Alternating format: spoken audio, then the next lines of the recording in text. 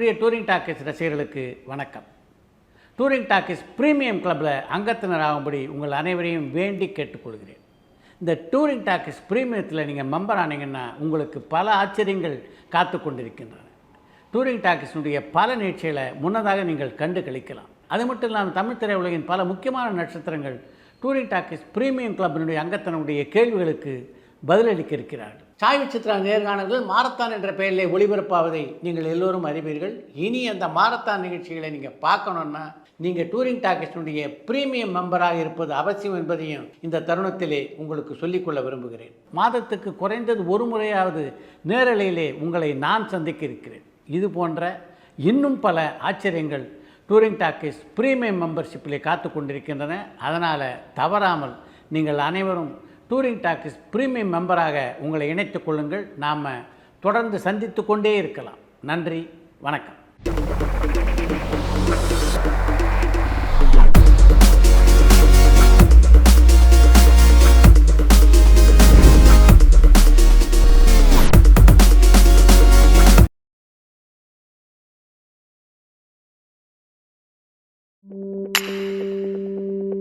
Chai with Chitra.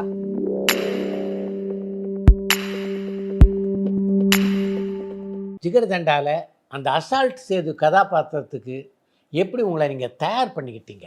அது முழுக்க காரணம் வந்து கார்த்திக் சுப்ராஜ். அது அது ஏன்னா ஃபஸ்ட்டு எழுதின ஸ்கிரிப்ட் அது. ஸோ அது பேசும்போது சேது கேரக்டர்லாம் பேசும்போது அதோட எசன்ஸ் கொஞ்சம் தெரியும், எனக்கு எல்லாமே தெரியும்.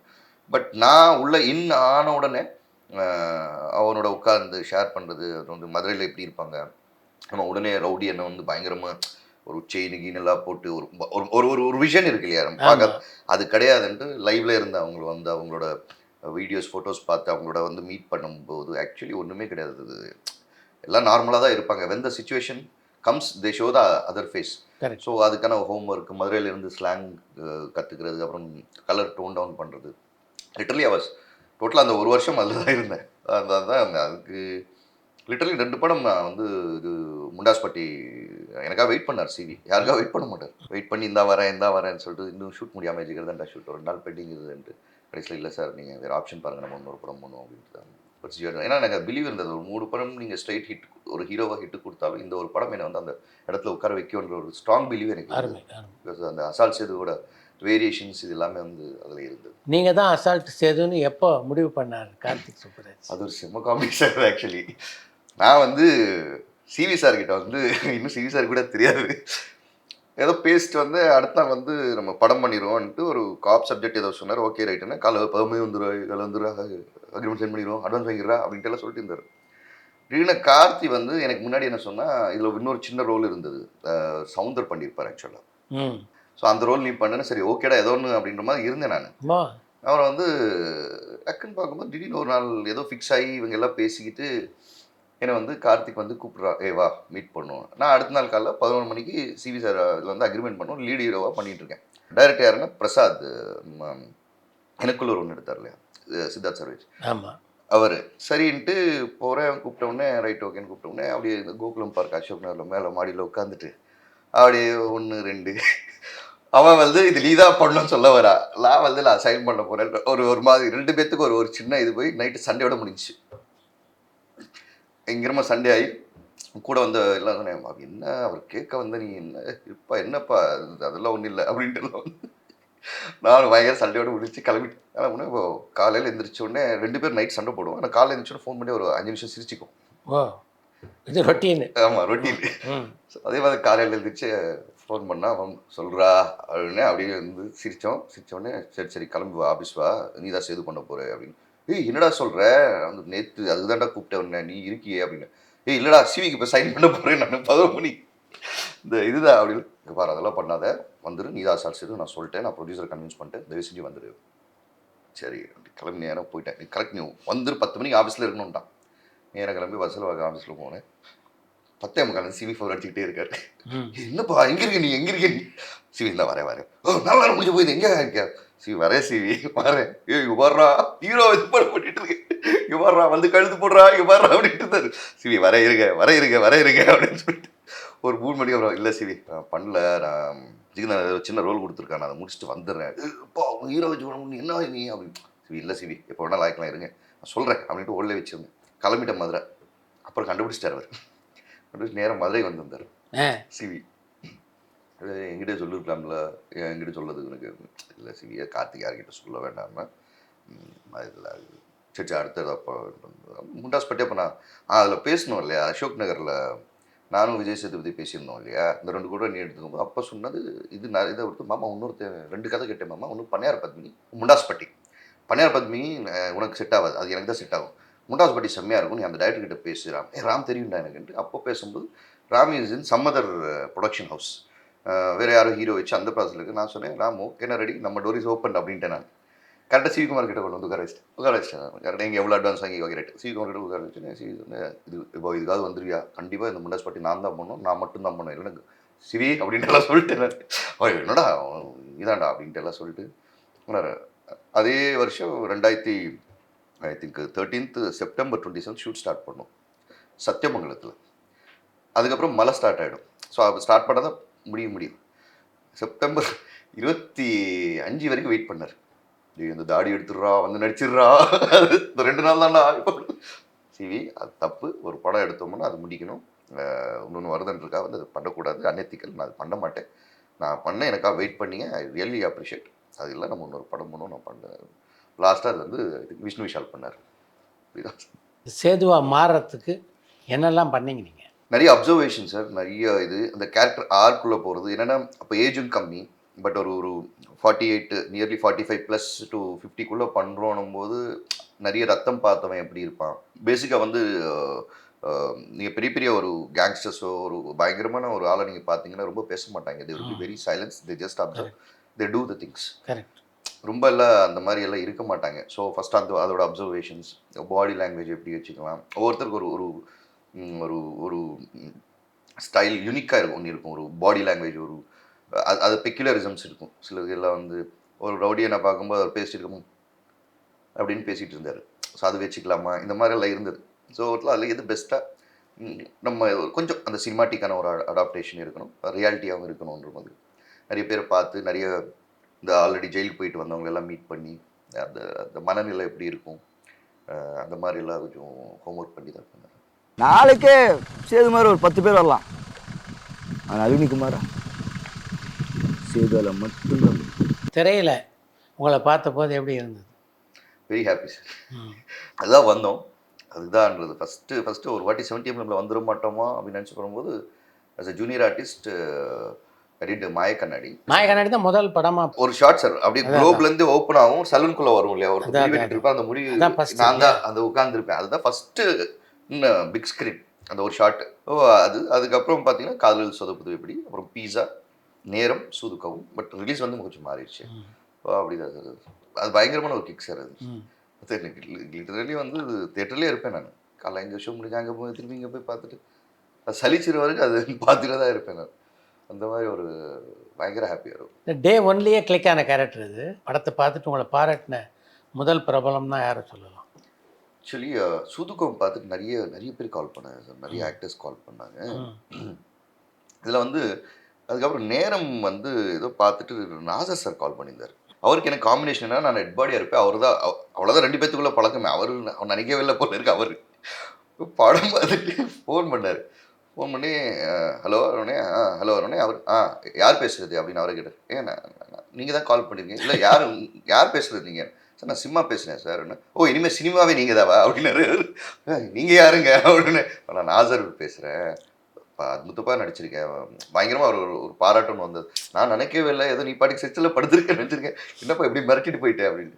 அவர் நிறைய கால்ஸ், நிறைய பேர் எல்லாருமே மோஸ்ட்லி 70% ஆஃப் இண்டஸ்ட்ரி கால் பண்ணி அப்ரிஷியேட் பண்ணார்.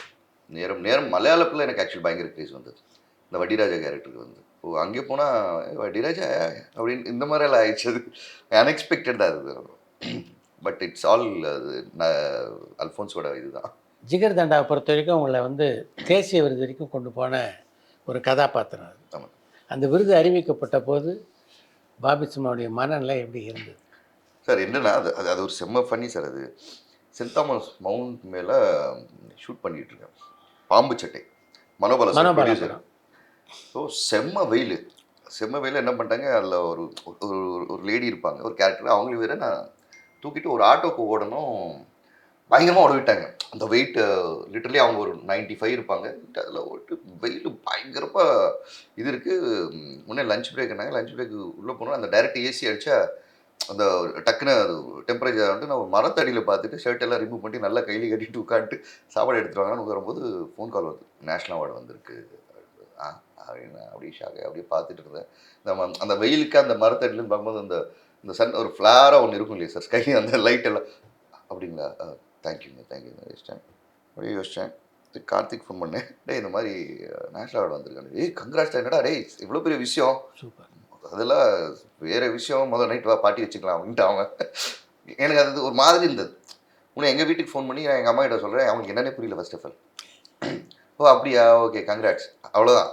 அதுக்கப்புறம் தான் கொஞ்சம் அந்த அனௌன்ஸ்மெண்ட் எல்லாம் வந்ததுக்கப்புறம் எனக்கு லிட்டரலி ஒரு என்னோட திடீர்னு ஏதோ ஒரு மண்டையில் வந்து ஒரு பெரிய ராடை தூக்கி அடித்தோம், நீங்கன்னு ஒன்று கொஞ்சம் அப்படி சுற்றும் இல்லை சார். ஸோ அந்த மாதிரி ஒரு இதுதான் நமக்கு நேஷ்னல் அவார்டா இந்த மாதிரி எல்லாம் ஒரு விஷயம் இருந்தது. பட் இட் வாஸ் நான் ஐ டென்ட் எக்ஸ்பெக்ட் அவார்டாக ஒரு இதால் ஒரு ஒரு ஆக்டராக ஒரு நம்ம வந்து இருப்போம் அன்றது மட்டும்தான் எனக்கு நம்பிக்கை இருந்தது. பட் நேஷ்னல் அவார்டு வாங்குற அளவுலாம் எனக்கு அந்த அளவுக்கு இல்லை. இட்ஸ் காட்ஸ் ஒரு இதுதான் நினைக்கிறேன் சார். உங்களுக்கு தேசிய விருது மட்டும் இல்லை, பல விருதுகளை பெற்றுத்தந்த படமாக மோஸ்ட் அந்த இயற்கான எல்லா அவார்ட்ஸ் வந்துச்சு சார். அந்த ஸ்டேட் அவார்டு, கதாபாத்திரம். ஃபிலிம்ஃபேர், விகடன், விஜய் அவார்ட்ஸ் எல்லாமே மேஜர்லி எல்லா அவார்ட்ஸும் இருந்தது. அந்த படத்துடைய வெற்றிக்கு அப்புறம் உங்களுக்கு எப்படிப்பட்ட கதாபாத்திரங்கள்லாம் உங்களை தேடி வந்தது?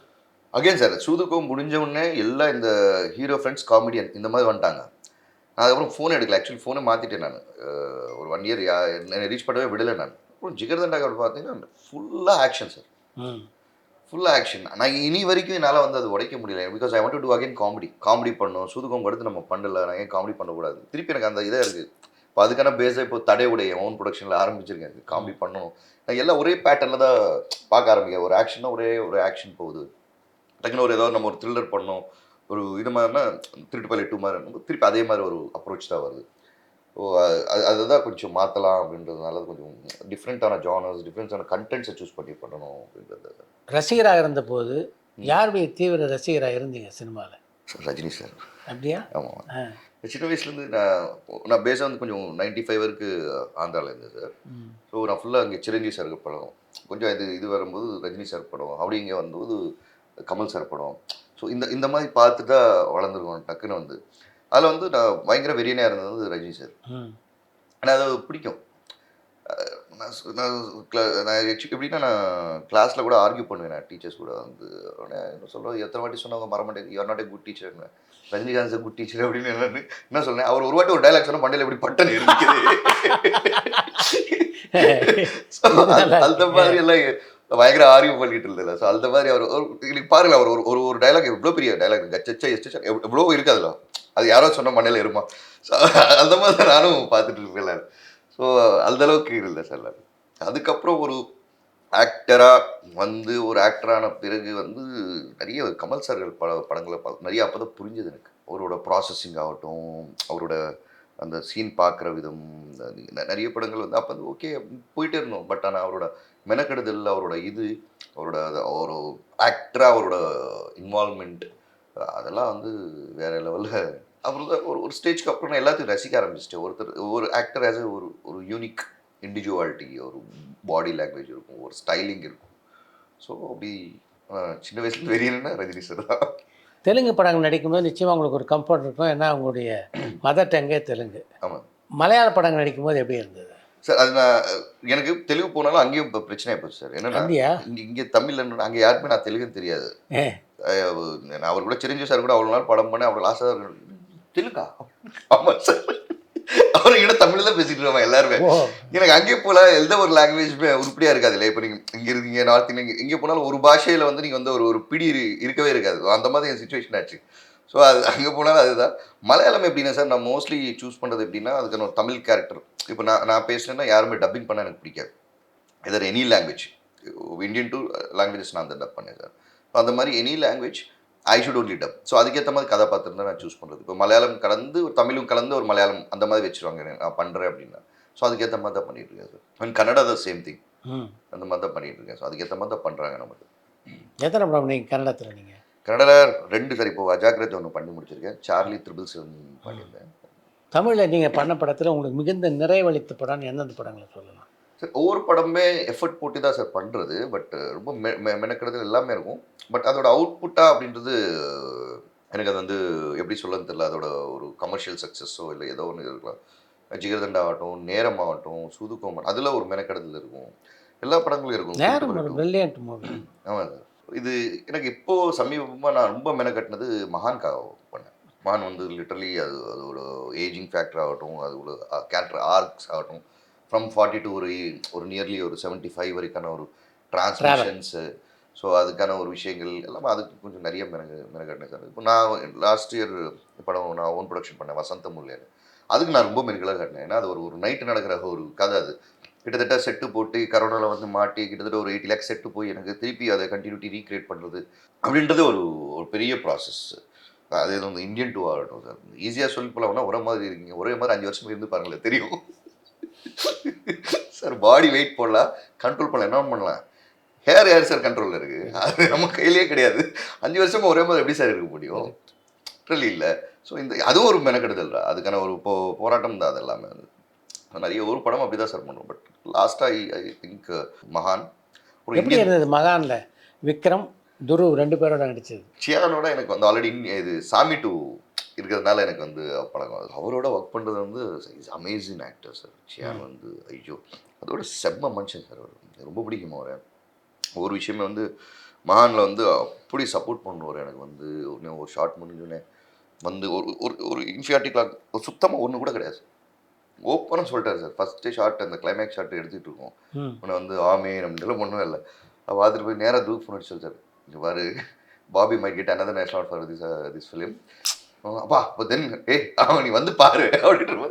ஸோ அந்த அளவுக்கால ஒரு ஓப்பன், இஸ் வெரி ஓப்பன். அது வந்து நம்மளை பார்த்து ஒரு கூட ஒரு ஆக்டர் நல்லா நடிச்சாருன்னா அவ்வளோ ரசிக்கிறார் சார் அவர். அருமை. லைக் வேற லெவல். சியான் வந்து சொன்ன வார்த்தைகளே பத்தாது எனக்கு வந்து. அவ்வளோ யார் சின்ன ஆக்டர் ஒரு சாதாரண ஒரு சின்ன ஆக்டரோ யாரோ ஒருத்தர் அந்த நல்லா பண்ணிட்டாருன்னா அவர் பயங்கரம் அப்ரிஷியேட் பண்ணுவார். சூப்பராக பண்ணுறீங்க. அந்த மனசில் நிறைய பேத்துக்கு வராது. ஏன்னா ஒரே ஃப்ரேமில் இருக்கும். ஒரு சின்ன உங்களுக்கே தெரியும், அது ஒரு ஆக்டர்ஸ் அண்ட் கோ ஆக்டர்ஸ் நடுவில் ஒரு சின்ன என்ன இருந்தாலும் ஒரு தின்லேனான ஒரு இது இருக்கும். அதெல்லாம் அவர்கிட்ட சுத்தமாக கிடையாது. அந்த ஃப்ரீடம் கொடுப்பாரு. இன்னும் நம்மளை வந்து நீ எத்தனை 1 more சரி கொஞ்சம் 1 more நோ இஷ்யூ கண்ணா, 100 டேக் கூட போகும், நீ நல்லா. ஸோ இதுதான் அவரோட சியானோட எனக்கு வந்து ரொம்ப ஒரு இந்த மாதிரி. அவர் த்ரூ வந்து அது வேற. அது ஆனால் பயங்கர உள்ள வந்து ஒரு பயங்கர வெறி உள்ள ஒரு நடிகன். த்ரூ வந்து வேற மாதிரியான ஒரு ஆக்டர். த்ரூ வந்து ஐ திங்க் நெக்ஸ்ட் ஃபிலிம் நீங்கள் பார்ப்பீங்க. த்ரூ வந்து நிறைய உள்ள வந்து ஒரு ஆக்டருக்கான எல்லாமே ப்ராப்பராக ப்ரிப்பேர்ட் ஆகி ரெடியாக இருக்காப்ல. ஜஸ்ட் ஃபுல்லி லோடட் கன் வச்சு உட்காந்துருக்காப்ல. கடிச்சா டம் அவ்வளோதான். நீங்கள் யாருடைய தீவிர ரசிகரோ அந்த ரஜினியை எப்போ முதல்ல பார்த்தீங்க? நேரம் நான் நல்லா தூங்கிட்டு இருக்கோம் சார். ஆக்சுவலி ஜிகர்தண்டா ரிலீஸ் ஆகி நல்லா வந்து டெய்லி பார்ட்டி போயிட்டுருக்கு. திடீர்னு வந்து காலையில் 6 மணிக்கு எனக்கு ஒரு கால் வருது. உங்களுக்கு ரேஷ்மாவுக்குமான அந்த காதலை சொல்லுங்கள். சும்மா பேசுவோம்ல சார், டீமாக இப்படி உட்காந்து ஒரு ஷார்ட் இல்லைன்னும் போது நான் மற்ற ஆர்டிஸ்ட் எல்லாம் உட்காந்து அந்த டைமில் பேசுகிற ஒரு இதுதான். ஸோ அதில் சும்மா அவங்க அம்மாவும் வந்து உட்காந்துருப்பாங்க, ரேஷ்மி அவங்க அம்மா. ஸோ கேஷுவலாக பேசிகிட்டு இருக்கும்போது ஹேப்பன். அது ஒரு பக்கம் சங்கர், இன்னொரு பக்கம் கமல்ஹாசன். எப்படி இருந்தது இந்தியன்? பயங்கரமான ஒரு எக்ஸ்பீரியன்ஸ். யாருக்குமே கிடைக்காத ஒரு வாய்ப்பை நான் நினைக்கிறேன். ஆக்சுவலி பார்ட் 3 பார்த்தீங்கன்னா நீங்களே கேட்பீங்க, யூ ஆர் வெரி கிஃப்டட் நீங்கள் சொல்லுவீங்க.